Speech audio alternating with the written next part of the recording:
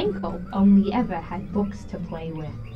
In his whole house, there was not one TV, not one computer, not even a CD player. Instead, his house was cluttered from floor to ceiling with books. There were books in the closets, books in the stove, books very nearly growing out of the walls. For everything that exists in the world, there was a book in Yankel's house. Yankel loved books, but was beginning to realize that there were other things in the world worth playing with.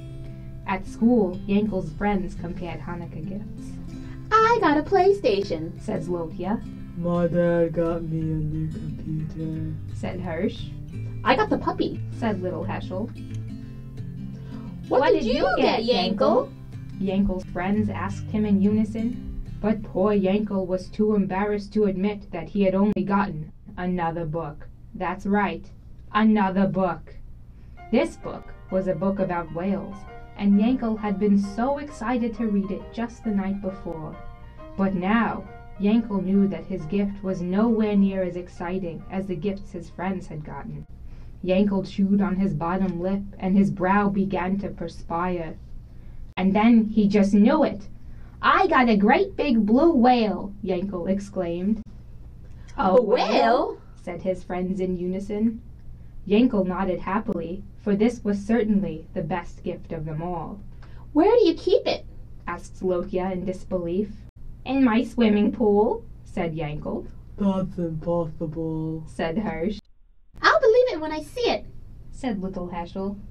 Yankel was beginning to get nervous. Perhaps lying wasn't such a good idea after all. Can we come to see it tomorrow after school? Asked Zlotia. Sure, said Yankel, for what else could he say? On the way home, Yankel was all in a huff.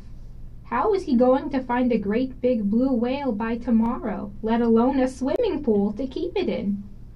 By the time he got upstairs, Yankel was so upset that he threw himself onto the bed, knocking over all of the books that had been lying there, including the book about whales. They smacked and banged onto the floor as Yankel sniffed and cried into the pillow. But just as the books toppled to the floor, Yankel heard something very peculiar. "Oof!"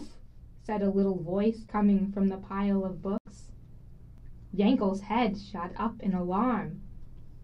He became very still and very quiet, so as not to scare away whatever made the sound. "Will you do me a favor and help me out from under here?" the voice spoke again. Yankel leaned over the bed and spotted the whale book peeping out from the bottom of the pile. He grabbed its corner and slid it out from beneath the other books. "Ah, that's better," said the book. "Now open me up to page 35. As you might imagine, Yankel was a bit afraid of this talking book, but who could blame him? But he was so curious that he couldn't help but obey the talking book's orders. He opened the book to page 35. There he saw a picture of a great big blue whale swimming across the page. The blue whale turned its gigantic head to Yankel and gave him a wink. He said in a deep moaning whisper, "Meet me at the ocean." But that was it, for just as the words escaped from the book, in walked Yankel's mother and father and baby brother Zadel.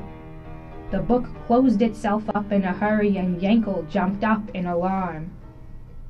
"What is it, my Yankela?" asked Yankel's mother.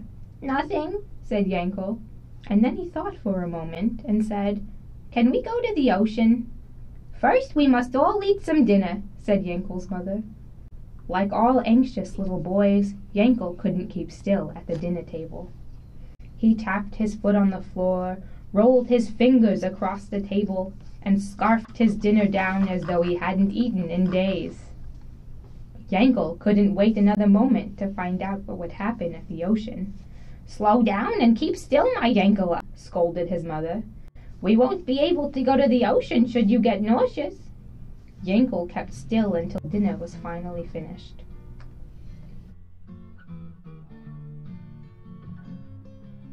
The family walked hand in hand to the ocean front under a darkening sky. It began to grow chilly and Yankel held his jacket closed around his chin. They arrived at the beach and walked right up to the water's edge. The ocean's waves turned and tumbled with the wind threatening the dry sand beneath their feet. Yankel was getting frightened, and he recoiled behind his father's leg, for he didn't know what to expect. "Now what is it that you wanted to see?" asked Yankel's mother.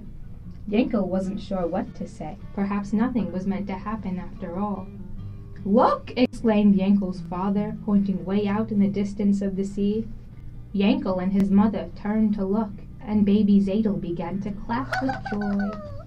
For what they saw way out in the water's horizon was a great big blue whale breaching its head above the water. It leaped and twisted in midair, showing its great white striped belly, and made a gigantic splash as it hit the water again. The family marveled at the amazing creature, and Yankel knew that this had to be the best gift of them all.